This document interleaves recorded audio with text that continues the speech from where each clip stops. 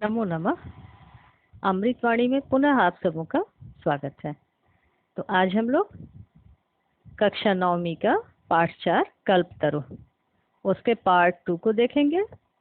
पिछले वीडियो में हम लोगों ने पार्ट 1 को देखा था।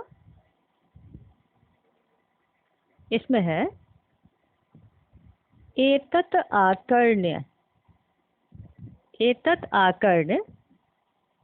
अर्थात यह सुनकर, जैसा कि आप लोग पिछले वीडियो में देख चुके हैं कि मंत्रियों ने कहा था कि कल्पतरु के अनुकूल रहने पर इंद्र भी हम लोगों का कुछ नहीं बिगाड़ सकते हैं। तो एतत् आकर्ण्य जिमूत वाहन अचिंत्यत, यह सुनकर जिमूत वाहन ने सोचा। क्या सोचा? अहो ईदृशम अमर पादपम प्राप्य जोड़ अपि, मिलके बना प्राप्यापि पूर्वैः। क्या सोचा उसने? अरे ऐसा अमर पौधा, पादप कहते हैं पौधा वृक्ष को, अमर मतलब जो कभी मरे नहीं। अरे इस प्रकार के अमर वृक्ष को प्राप्य जोड़ अपि, प्राप्त करके भी, प्राप्य में ल्यप प्रत्यय है, प्रजोड़ आप जोड़ ल्यप, प्राप्त करके भी पूर्वैः पुरुषैः, यानी पहले के पुरुषों के द्वारा, यानी हमारे पूर्वज जो हो चुके उन लोगों के द्वारा, अस्माकं तादृशम फलम किमपि न प्राप्तम, हम लोगों ने तादृशम फलम किमपि न प्राप्तम, उस प्रकार का कोई भी फल प्राप्त नहीं किया। अर्थात जब इस तरह का अमर पादप है, अमर पौधा है, अमर वृक्ष है, जिसके अनुकूल होने पर शक्र भी कुछ नहीं बिगाड़ सकता, तो इस प्रकार के पेड़ को पाकर, इस प्रकार के वृक्ष को पाकर भी हमारे पहले के, यानी हमारे पूर्वज पुरुषों के द्वारा वैसा कुछ प्राप्त नहीं किया गया। फिर कह रहा है किंतु अर्थात लेकिन, केवलम कैश्चिदेव कृपणैः कश्चिदपि अर्थः अर्थितः। जिमूत वाहन चूंकि महात्मा बुद्ध के अंश थे, बोधिसत्व बुद्ध का ही अंश है, तो बोधिसत्व के अंश थे, तो आपको पता होगा कि महात्मा बुद्ध अत्यंत करुणा हृदय वाले, परोपकारी, उदार और अहिंसा प्रेमी थे। उनके मन में हमेशा जीवों के प्रति दया ही दया थी, मानो वो दया के सागर थे। तो चूंकि उन्हीं के अंश से उत्पन्न था यह जिमूत वाहन, तो जिमूत वाहन कह रहा है कि कोई फल प्राप्त नहीं किया, किंतु अर्थात लेकिन, केवल कैह जोड़ चित्त जोड़ एव, कैह चित्त एव, यानी कुछ कृपणैः कंजूसों के द्वारा, अपने पूर्वजों के बारे में बता रहे हैं, केवल कुछ कंजूसों के द्वारा, कश्चित जोड़ अपि, कह जोड़ चित्त जोड़ अपि, यानी कुछ थोड़ा, अर्थ अर्थात धनम, अर्थित अर्थात चाहा गया, यानी हमारे कंजूस पूर्वजों ने ऐसे अमर वृक्ष से केवल थोड़ा सा धन की ही याचना किया, जबकि इससे बहुत महत्वपूर्ण वस्तुएं प्राप्त की जा सकती हैं, पूरी पृथ्वी का उपकार किया जा सकता है। देखिए यहाँ अर्थितः क्रिया है, करता है कैश्चित कृपणैः। फिर आगे देखिए, तोदहम, तोत जोड़ अहम, जस्व संधि है, त को द बना, प्रथम वर्ण को तृतीय वर्ण में परिवर्तन, तोत अहम, तो मैं, अस्मात् कल्पतरोः, यहाँ कल्पतरु में पंचमी विभक्ति लगी है, अस्मात् कल्पतरोः, इस कल्पतरु से, अभीष्टम साधयामि, अपनी इच्छित अर्थात अपना मनोरथ, साधयामि अर्थात पूरा करता हूँ, यानी मैं अपनी अभिलाषा को पूर्ण करूंगा इस कल्पतरु से। यहाँ साधयामि क्रिया है और अहम, अहम कर्ता, इति अर्थात ऐसा, यानी ऐसा जिमूत वाहन ने सोचा। एवं आलोच्य, एवं आलोच्य अर्थात ऐसा सोचकर, आलोच्य का अर्थ है सोचकर, इसमें भी लेप प्रत्यय है। सह पितुः अन्तिकम् आगच्छत्, अन्तिकम शब्दस्य अर्थः भवति समीपम। सह पितुः अन्तिकम आगच्छत्, वह पिता के पास आया। और आकर क्या कहा? आगत्य, और आकर, सुखम आसीनम, मिलकर बना सुखासीनम। सुखम आसीनम यानी सुख पूर्वक बैठे हुए, आसीनम अर्थात बैठे हुए। पितरम, पिता को, ये पितृ शब्द का द्वितीय विभक्ति एक वचन का रूप है। पिता को एकांते, एकांत में, न्यवेदयत, निवेदन किया, अर्थात सुख पूर्वक बैठे हुए पिता से एकांत में कहा। क्या कहा? तात यानी हे पिता, त्वं तु जानासि, तुम तो जानते हो, एव मतलब ही, तुम तो जानते हो ही, यदस्मिन, यत जोड़ अस्मिन, यत का अर्थ होता है कि, तो इस प्रकार अर्थ हो गया पिता, पिताजी तुम तो जानते हो, जानते ही हो कि अस्मिन संसार सागरे, इस संसार रूपी सागर में, आ शरीरम, आ शरीरम का अर्थ है शरीर से लेकर, अर्थात संपूर्ण शरीर से लेकर, जब तक शरीर है।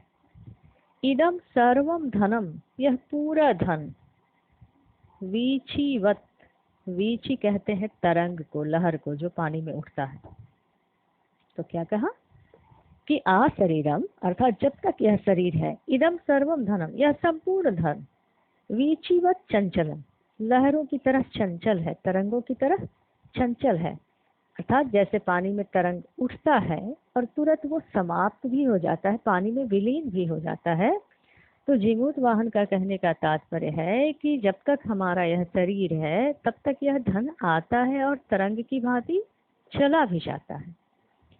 तो चंचलम का अर्थ होता है चलायमान, जो स्थिर नहीं रहे। कहने का तात्पर्य है कि धन किसी के पास स्थिर नहीं होता, वो चंचल होता है, जल में उठने वाले तरंग की तरह। फिर आगे कहा एकः परोपकारः एव, एक परोपकार ही अस्मिन संसारे, इस संसार में, अनस्वरः, नस्वर का अर्थ होता है नष्ट होने वाला, और अनस्वर का अर्थ होता है जो कभी नष्ट न हो, उसको शाश्वत भी कहते हैं, जो हमेशा रहे। तो कहा अस्मिन संसारे अनश्वरः यो युगांत पर्यंतम यशः प्रसूते।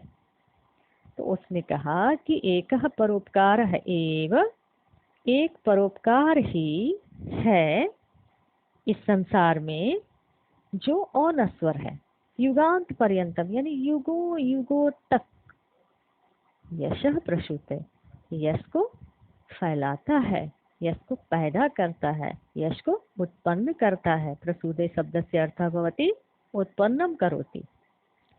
अत्र प्रसूते क्रियापदम अस्ति, अस्य कर्तृपदम परोपकार अस्ति। परोपकार शब्दे विसर्गः अपि भविष्यति। अत्र विसर्ग संधेः नियमानुसारेण विसर्गस्य लोपः अभवत्। तो परोपकारः कर्तृपदम अस्ति, प्रसूते क्रियापदम अस्ति। तो क्या कहा उसने? एक परोपकार ही इस संसार में अनश्वर है जो युगों युगों तक यश को उत्पन्न करता है। फिर आगे कहा तो अस्माभिः, हम लोगों के द्वारा, ईदृशः कल्पतरुः, इस प्रकार का कल्पतरु, किमर्थम, क्या कहा? हम लोगों के द्वारा इस प्रकार का कल्पतरु किमर्थम रक्षते, क्यों रक्षा किया जा रहा है, यानी ऐसे कल्पतरु को हम लोग क्यों बचा रहे हैं। आगे कहा यश्च, यह जोड़ च, यह जिनके द्वारा, पूर्वैरयम, इसको संधि विच्छेद करेंगे तो पूर्वैः आधे का विसर्ग बनेगा, पूर्वैः जोड़ अयम। तो कहा कि हम लोग इस प्रकार के कल्पतरु की रक्षा क्यों कर रहे हैं।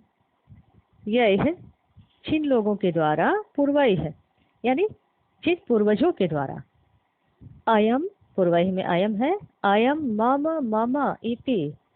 अयम अर्थात यह, मम मतलब मेरा। तो हमारे पूर्वजों के द्वारा यह मेरा है इति आग्रहेण, इस आग्रह से रक्षिता, रक्षा किया गया।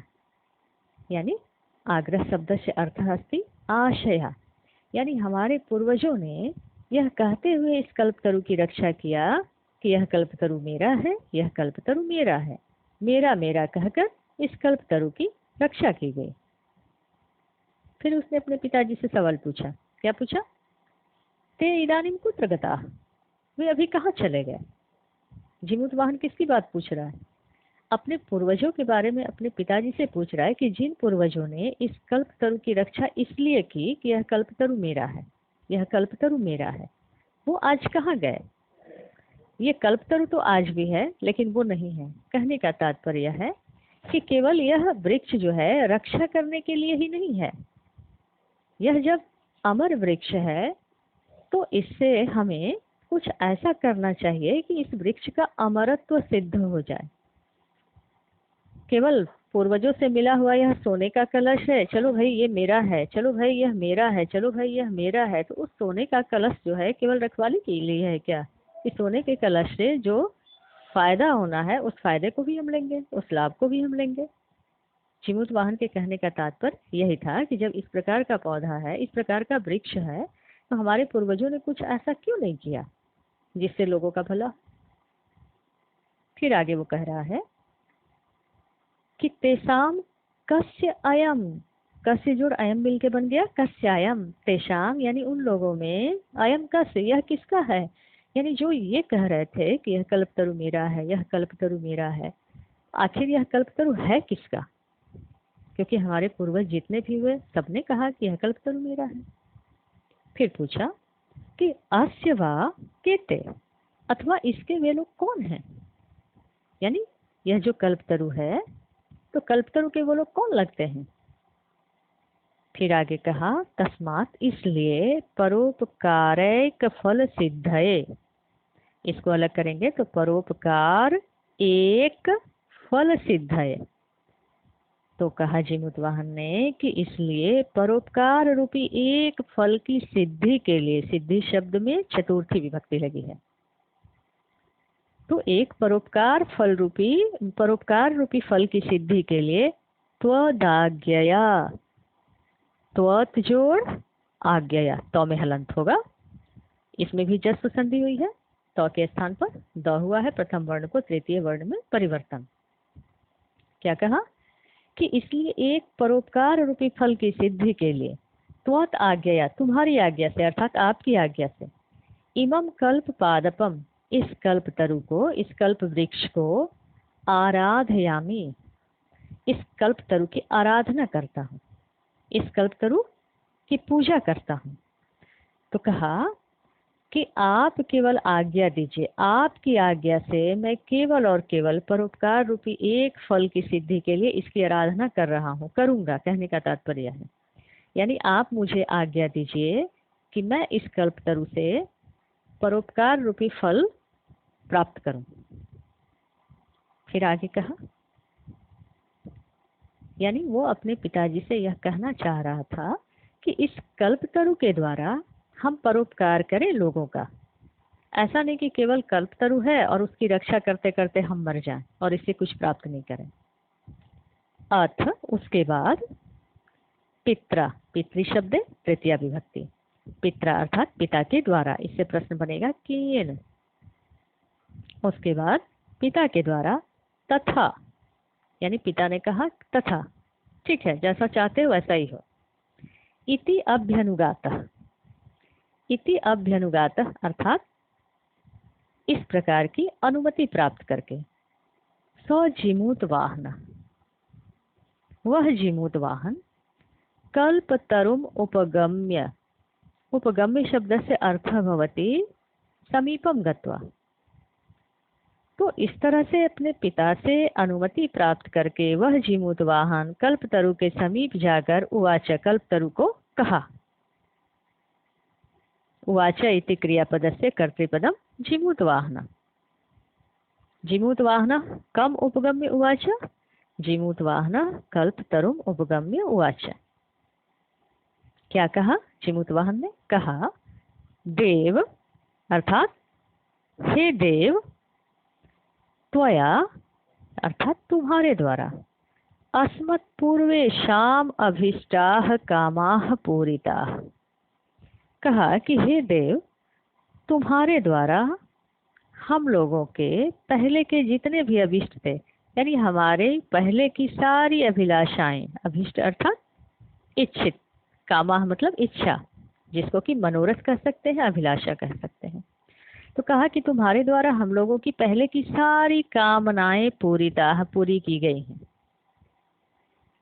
तन ममैकम, इसका संधि विच्छेद करेंगे तो त आधे न का तो बनेगा। ये संधि आप लोगों को नहीं पढ़ना है, 10 क्लास में पढ़ना है।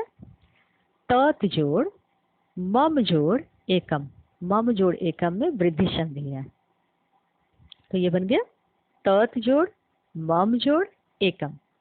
तत् अर्थात तो, मम एकम मेरी एक, कामम कामना इच्छा, पूरी कर दो। अर्थात जिमूत वाहन कल्पतरु के पास जाता है और हाथ जोड़कर कहता है कि हे देव, आपने हम लोगों की पहले की सारी कामनाएं पूरी की हैं, अब आप मेरी एक कामना पूरी कीजिए, केवल एक। क्या? यथा जैसे, यानी जिससे, पृथ्वीम यानी पृथ्वी को, अदरिद्राम यानी दरिद्रहीन यानी संपन्न, यानी जहां दरिद्रता नहीं है। तो क्या कहा कि यथा जिससे, पृथ्वीम यानी पूरी पृथ्वी को, अदरिद्राम यानी संपन्न, पश्यामी देखता हूँ। यहाँ पश्यामी का अर्थ होगा देखता हूँ, लेकिन यहाँ अगर अर्थ के दृष्टिकोण से हम देखें तो इसका अर्थ होगा देखूं। क्या अर्थ हो गया? यथा पृथ्वीम और दरिद्राम पश्यामी, जिससे पृथ्वी को और दरिद्र देखूं। तथा करो तु देव, वैसा कीजिए भगवान। यानी उसने क्या कहा कि हे भगवान, आप ऐसा कीजिए कि मैं पृथ्वी पर गरीबों को न देखूं, ऐसा। फिर आगे, एवं वादिनी अर्थात एवं वादिनी जिमूत वाहने। यहाँ जिमूत वाहने और वादिनी दोनों में सप्तमी विभक्ति है। यस्य च भावेन भाव लक्षणम, ये एक कारक का सूत्र है, उस सूत्र से यहाँ सप्तमी विभक्ति हुई है। तो कहा कि एवं जिमूत वाहने वादिनी, ऐसा जिमूत वाहन के बोलने पर, त्यक्तः त्वया, ये त्यक्त के बाद जो आधा सा है विसर्ग बनेगा, त्वया त्यक्तः तुम्हारे द्वारा त्यागा गया मैं, एषो अहम यह मैं, यातः अस्मि जा रहा हूँ। क्या कहा उसने? कहा तुम्हारे द्वारा छोड़ दिया गया यह मैं जा रहा हूँ। यानी जिमूत वाहन ने कल्पतरु से कहा था कि केवल और केवल मेरी एक कामना पूरी करो। तो एक कामना पूरी करो अर्थात अब आपका जरूरत नहीं है, अब आपकी आवश्यकता नहीं है। तो कल्पतरु ने कहा एष यह अहम मैं, त्वया त्यक्तः तुम्हारे द्वारा त्याग दिया गया, यातः अस्मि जा रहा हूँ, यातः जोड़ अस्मि। इति वाक ऐसी वाणी, तस्मात् तरोह उद्भूत उस तरु से उत्पन्न हुई। क्या अर्थ हुआ? इति वाक इस प्रकार की वाणी, तस्मात् तरोह उस पेड़ से, उद्भूत उत्पन्न हुई, अर्थात इस प्रकार की आवाज उस पेड़ से आई। किस प्रकार की आवाज आई? उस पेड़ ने कहा कि हे जिमूत वाहन, तुम्हारे द्वारा मेरा त्याग कर दिया गया है, यह मैं चला, मैं जा रहा। क्षणेन क्षण भर में, च अर्थात और क्षणेन क्षण भर में, सो कल्पतरु वह कल्पतरु, दिवम समुत्पत्य, दिवम शब्द से अर्थ भवति आकाशे गगने, तो सौ कल्पतरु दिवम समुत्पत्य, आकाश में उड़कर, समुत्पत्ति शब्द से अर्थ भवति उड्डीय, उड़कर, भुवि अर्थात पृथिव्याम, पृथ्वी पर, तथा वसुनि, वसुनि शब्द से अर्थ भवति धनानि, तथा वसुनि अवर्षत, वैसे धन को बरसाया, यथा जिससे, या जैसा, न कोअपि दुर्गतः आसीत्, कोई भी दुर्गत नहीं रह गया, अर्थात कोई भी गरीब नहीं रह गया। इस प्रकार इस पूरी पंक्ति का अर्थ हो गया। और क्षण भर में वह कल्पतरु आकाश में उड़कर पृथ्वी पर वैसा धन बरसाया जिससे कोई भी गरीब नहीं बचा था, अर्थात पूरी पृथ्वी पर सभी लोग संपन्न हो गए थे। ततस्तस्य, ततः जोड़ तस्य, ततः शब्द से अर्थ भवति तत्पश्चात, अर्थात उसके बाद। तस्य जिमूत वाहनस्य, उस जिमूत वाहन का, सर्वजीवानुकंपया, सभी जीवों पर कृपा करने के कारण, कृपा करने से, सर्वत्र यशः प्रथितम, सभी जगह यश फैल गया। प्रथितम शब्द से अर्थ भवति विस्तृतम अभवत, फैल गया। इस तरह से अंतिम पंक्ति का अर्थ हो गया, ततः उसके बाद, सर्व जीवानुकंपया, सभी जीवों पर कृपा करने से, तस्य जिमूत वाहनस्य, उस जिमूत वाहन का, यशः यश, सर्वत्र सभी जगह, प्रथितम फैल गया।